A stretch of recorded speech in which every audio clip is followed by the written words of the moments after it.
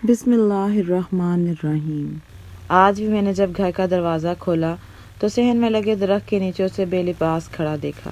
اسے دیکھ کر میرا خون کھولنے لگا۔ میں نے جلدی سے دروازہ بند کیا کہ کہیں کوئی دیکھ نہ لے، اور آگے بڑھ کے اس کا ہاتھ پکڑ کر گھسیٹتا ہوا اسے کمرے میں لے گیا۔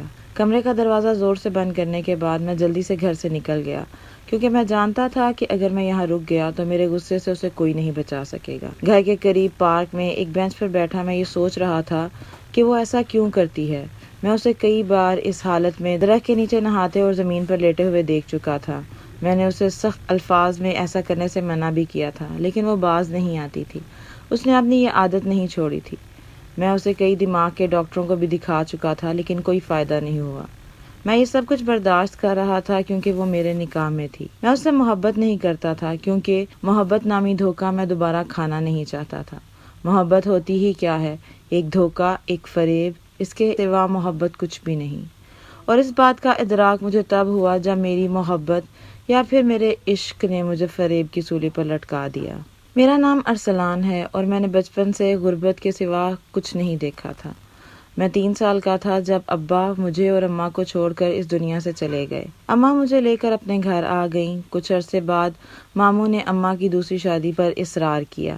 انکار کرنے کا نتیجہ یہ ہوا کہ اماں کو مجھے لے کر وہ گھر اور شہر چھوڑنا پڑا۔ ہم دوسرے شہر میں آ کر کرائے کے مکان میں رہنے لگے۔ اماں محنت مزدوری کر کے مجھے پالنے لگیں۔ اماں لوگوں کے گھروں میں کام کرتیں اور شام کو میرے لیے کھانا لے کر آتیں۔ یوں میں لوگوں کا بچا کچا کھا کر اور اترن پہن کر بڑا ہونے لگا۔ میں تقریباً 10 سال کا تھا جب خالہ صفیہ ہمارے ہمسائے میں آئیں۔ ان کی 2 بیٹیاں تھیں، ہنا اور ماریا۔ ہنا ان کی سوتیلی بیٹی جبکہ ماریا ان کی سگی بیٹی تھی، اور ان کے شوہر کے انتقال کو 3 سال ہو چکے تھے۔ گویا ان کی حالت بھی ہم جیسی ہی تھی۔ اماں اور خالہ صفیہ کی اچھی دوستی ہو گئی تھی اور ہم بچے بھی اکٹھے ہی کھیلتے تھے۔ ہنا مجھ سے 2 سال چھوٹی اور ماریا 4 سال چھوٹی تھی۔ خالہ صفیہ کا رویہ ہنا کے ساتھ ایک روایتی سوتیلی ماں جیسا ہی تھا۔ ان کی محبت اور شفقت صرف ماریا کے لیے تھی اور ہنا کے لیے ان کے پاس کچھ بھی نہیں تھا۔ ایک دن میں خالہ صفیہ کے گھر گیا تو ہنا صحن میں بیٹھی بلک بلک کر رو رہی تھی۔ میرے پوچھنے پر اس نے بتایا کہ اسے بھوک لگی ہے اور کمرے کی طرف اشارہ کیا۔ میں نے دیکھا کہ کمرے میں صفیہ خالہ ماریا کو کھانا کھلا رہی تھیں اور ہنا کے کھانے کے لیے کچھ بھی نہیں تھا۔ میں جانتا تھا کہ بھوک کیا ہوتی ہے اور اس کی شدت کو بھی میں نے محسوس کیا تھا۔ میں نہیں چاہتا تھا کہ ہنا اس تکلیف سے گزرے۔ میں نے اس سے کہا کہ چپ کرے، میں کچھ کرتا ہوں۔ میں جانتا تھا کہ گھر میں بھی اس وقت کھانے کے لیے کچھ نہیں، کیونکہ اماں شام کو آتی تھی تو کھانا لے کر آتی تھیں، اور نہ ہی میرے پاس پیسے تھے کہ میں بازار سے کچھ خرید لاتا۔ میں محلے میں بنی کریانے کی دکان پر گیا۔ گاہکوں کا بہت رش لگا تھا۔ میں نے دکاندار سے نظر بچا کر کچھ بسکٹ اور چپس کے پیکٹ اپنی قمیض میں چھپا لیے اور پھر وہاں سے بھاگ گیا۔ رش زیادہ ہونے کی وجہ سے دکاندار کو پتہ ہی نہیں چلا کہ اس کی دکان سے کچھ چوری ہو چکا تھا۔ جب وہ چیزیں میں نے ہنا کو دکھائیں تو انہیں دیکھ کر وہ بہت خوش ہو گئی اور جلدی جلدی کھانے لگی۔ اس کے چہرے پر وہ خوشی اور چمک دیکھ کر میرے دل کو بہت سکون پہنچا۔ اس دن میں نے فیصلہ کیا کہ میں ہنا کی زندگی میں سے تمام محرومیوں کو دور کر دوں گا، اس کی ہر خواہش کو پورا کروں گا، اسے کبھی تکلیف نہیں پہنچنے دوں گا، چاہے اس کے لیے مجھے کچھ بھی کرنا پڑے۔ آج یہ پہلی چوری تھی جو میں نے ہنا کے لیے کی تھی۔ اس کے بعد چوریوں کا سلسلہ چلتا رہا۔ وقت گزرنے کے ساتھ ساتھ چرائے جانے والی چیزوں کی نوعیت تبدیل ہوتی رہی۔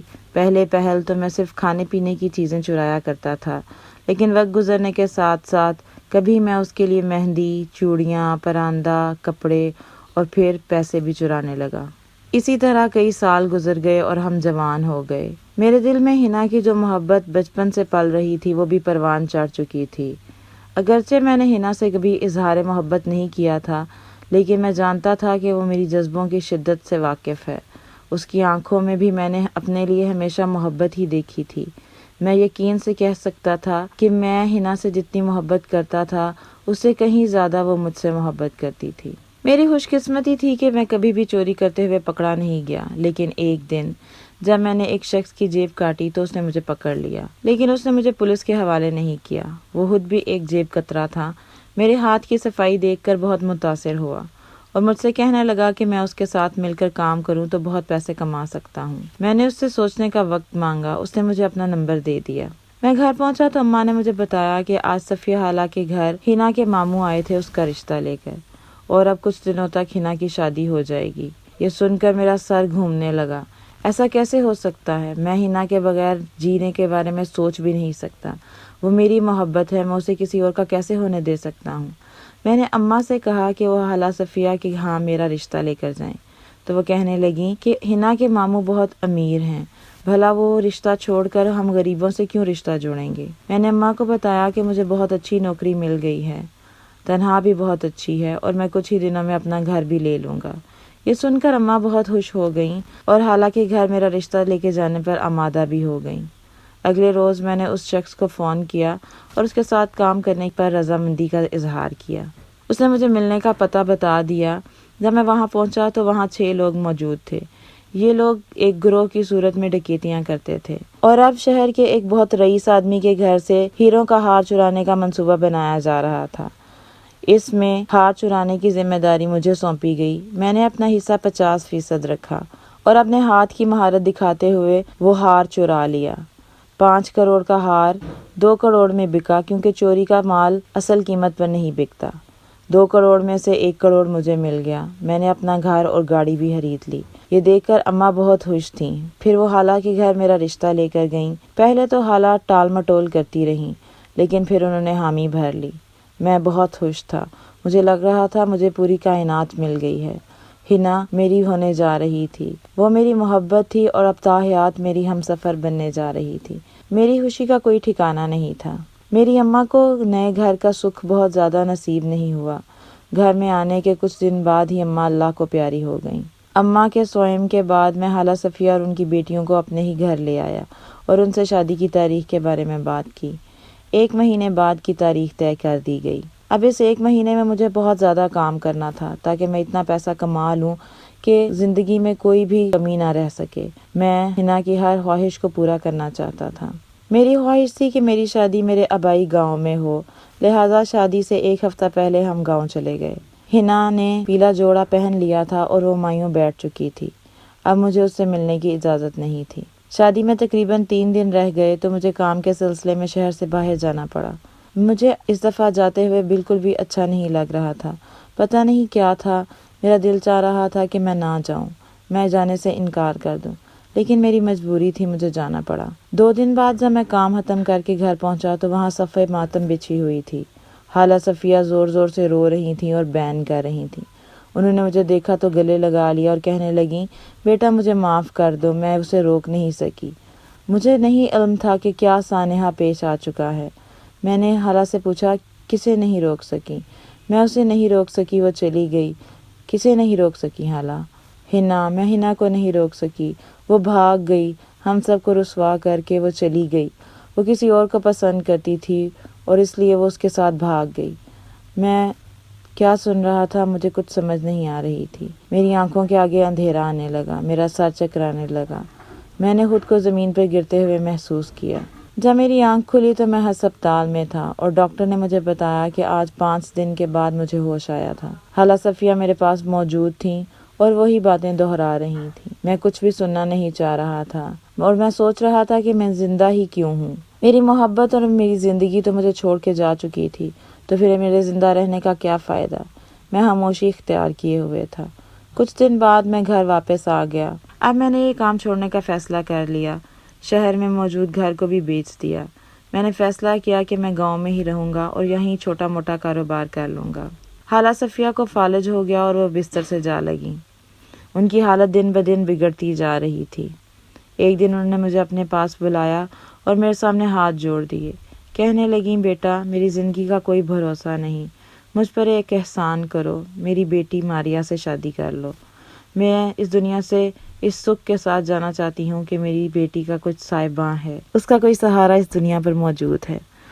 میں شادی نہیں کرنا چاہتا تھا، مجھے کسی بھی رشتے کی خواہش نہیں رہی تھی، لیکن حالانکہ بہت اصرار کرنے پر میں نے ماریا سے نکاح کر لیا۔ ہمارے نکاح کے چند دن بعد حالہ اللہ کو پیاری ہو گئی۔ اب میرے گھر میں ماریا میری بیوی کی حیثیت سے موجود تھی۔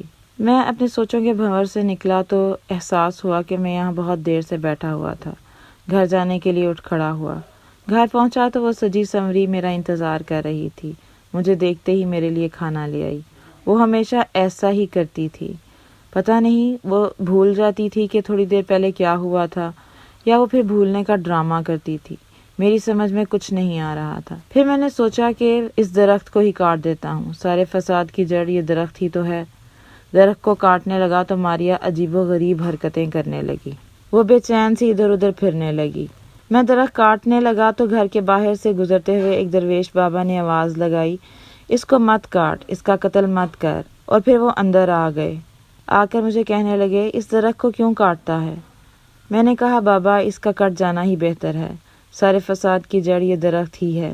پھر وہ درویش بابا بغور درخت کو دیکھنے لگے اور پھر زمین پر بیٹھ گئے اور ہاتھ میں مٹی اٹھا کر اسے سونگا اور پھر بولے، اس درخت کو مت کاٹ، زمین کو کھود۔ مجھے اس بات کی کچھ سمجھ نہیں آئی، لیکن پھر بھی ان کے کہنے پر میں نے زمین کھودنی شروع کر دی۔ ابھی کچھ ہی دیر کھدائی کی تھی کہ مجھے مٹی میں ایک پیلا کپڑا نظر آیا۔ کہنے لگے کہ اس کپڑے کو نکال۔ جب میں نے وہ کپڑا کھینچ کر نکالا تو وہ ایک پیلا دوپٹہ تھا، اور یہ وہی دوپٹہ تھا جو ہنا نے مائیوں کے لیے اوڑھا تھا۔ اب میرے ہاتھ خود بخود ہی کھدائی کرتے جا رہے تھے اور بہت تیزی سے زمین کو کھودتے ہوئے کچھ ہی منٹ بعد ہنا کی لاش میری آنکھوں کے سامنے تھی، بے جان مردہ وجود، جیسے کسی نے ابھی ہی اسے اس زمین میں دفن کیا تھا۔ یہ ہنا تھی، یہ ہنا تھی میری محبت۔ میرے ٹانگوں میں کھڑے رہنے کی سکت ختم ہو گئی اور میں زمین پر بیٹھ گیا۔ اب میں صرف ہنا کو دیکھ رہا تھا اور سوچ رہا تھا کہ یہ کیا ہے، مجھے جو بتایا گیا وہ جھوٹ تھا۔ ہنا تو کہیں نہیں گئی تھی، اس نے مجھے دھوکہ نہیں دیا تھا۔ وہ کیسے مر گئی؟ اسے یہاں کس نے دبا دیا تھا؟ ہنا کی لاش کو دیکھ کر ماریا پاگلوں کی طرح ہنسنے لگی اور کہنے لگی، باجی تو جا یہاں سے، تو یہاں کیوں آ گئی ہے؟ تو جا جا جا یہاں سے۔ تجھے یاد ہے نا، میں نے اور اماں نے تجھے زہر دے کے مار دیا تھا، پھر میں نے تیرے ارسلان سے شادی کر لی۔ اب تو چلی جا یہاں سے، ارسلان نے تجھے دیکھ لیا تو وہ پھر مجھے چھوڑ دے گا۔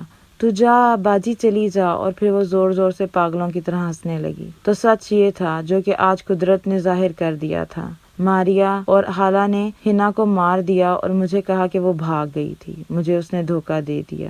لیکن دھوکہ تو ہنا نے اپنوں سے کھایا تھا۔ میں کیسے بھول گیا کہ خالہ تو ہمیشہ اس کی سوتیلی ماں ہی تھی، وہ اپنا سوتیلا پن یہاں بھی دکھا سکتی تھی۔